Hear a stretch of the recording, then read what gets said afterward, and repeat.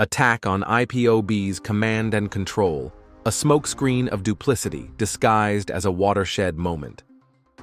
The most lethal counterintelligence activity of any three-letter government agency, such as the Department of State Security, all over the world, is cognitive warfare, also called psychological operation. It is a sub-department active within every government intelligence agency.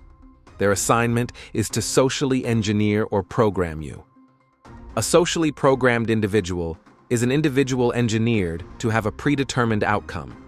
The whole essence of the government programming or engineering is to reduce your morale. So strategies and tactics are deployed to influence, disrupt, or control the decision-making and thinking processes of individuals within a movement.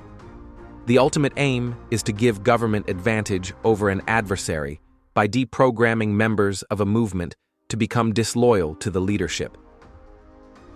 The most potent weapon wielded by any self-determination or revolutionary movement, such as the indigenous people of Biafra, IPOB, is command and control. It is the ability of members to follow leadership order without objections. There may be ample evidence that the order is unclear or even senseless at the time, but members will adhere strictly to it because of unflinching loyalty. The Nigerian DSS, or any three-letter government agency all over the world, fears this type of commitment. It is an affront to a dictatorial establishment, and so they scheme, devise, and cook strategies to decouple the members from the leadership. Once the affinity between members and leadership cracks, an erosion of trust begins to emerge. This will engineer members to become less dedicated to the movement and, over time, demoralized. The most subtle method employed by any government agency to dislodge, dismantle, and destroy a self-determination movement like IPOB is the creation of a controlled opposition. A controlled opposition is a government-created opposition. In other words, a controlled opposition is a fake opposition. Everything about them is fake. A controlled opposition can be an agent provocateur. That is someone recruited to induce and seduce you to violence. Why was it that the first agenda of Simon Ekpa was to pronounce autopilot and encourage criminality? It can also be an infiltrator. An infiltrator is someone that secretly enters an organization to gather information about them. The aim is to also influence a radical and violent change in behavior of members of a self-determination movement.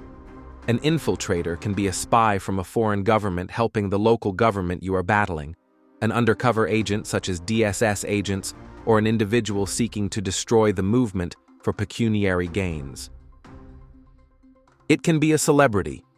Someone that is generally popular and with the skill to bend wills can be recruited by government to sway you against the leadership. At first, the person will appear sympathetic to the plight of the movement and seem to be critical of government's high-handedness. Do not be deceived, everything is fake. The aim is to engineer you before they unleash their venom. It can also be a content creator. The content creator is either a member or non-member. The urge is usually to go with trends for clickbaits and farming of engagements. The blow is devastatingly dazzling from a member who usually starts with commitment but may end with proclivity for monetization. It is the dangerous cliff of bloated ego. The result is almost always the same when such individuals accumulate large followers. Their appetite for trends becomes an excuse to go beyond their boundary. When you call them out, they will accuse you of blackmail and intolerance of dissent. It is a turning point of dishonesty to attack the command and control of an organization you belong to and turn around to claim victimhood. It is a sleazebag smokescreen of duplicity masquerading as a watershed moment. Family Writers Press International.